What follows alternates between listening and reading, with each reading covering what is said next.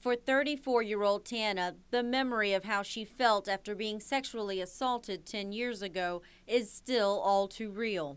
It's a lot more devastating than dramatic. It happened at a college campus party. I was a designated driver. Another designated driver put a roofie into my drink.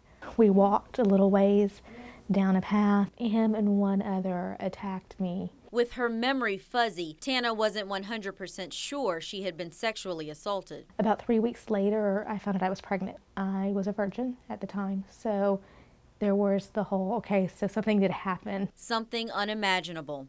Tana suffered alone, hiding the pregnancy and a miscarriage. I didn't want to deal with it. I pushed it aside. Victims of sexual assault like Tana often end up in this part of the hospital with a sexual assault nurse or SANE like Misty Permenter of Trinity Mother Frances. Some people come in and initially it happened. They don't know what to do. It's her job to examine the victim. We start a swabbing process, and we go from the mouth. Something happened to your neck, we're going to swab your neck. Genitalia, we're going to swab. Searching for DNA that could point to a suspect. She says the invasive exam can take hours. Then the swabs and samples go into this sexual assault kit. Once everything is packaged up, we put it in these little envelopes. We label everything.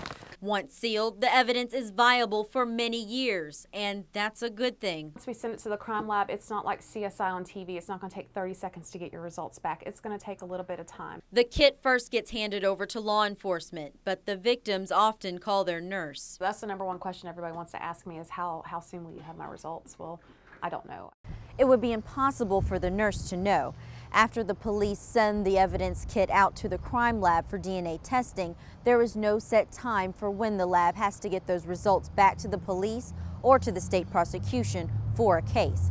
The wait time could be months or even years. We requested statistics from several East Texas departments. In the city of Tyler, of the 15 kits sent to the Department of Public Safety lab in 2014, 12 have not been processed. In Longview, 12 are still pending out of 15 kits sent in 2014, and 3 are still pending from 2 years ago. In Lufkin, 2 out of 3 kits are still pending from 2014, and all 6 sent in 2013 for testing have yet to be returned. Longview police officer Christy Bryan says police typically have no control over when the crime lab returns the results. I'm sure that there's a backlog at the testing facility because only certain places, you can only send them to certain places to be tested. A backlog that can hold up a criminal case. I mean, it's certainly better to get that test back to get the DNA results to say, positively, yes, this is who did it.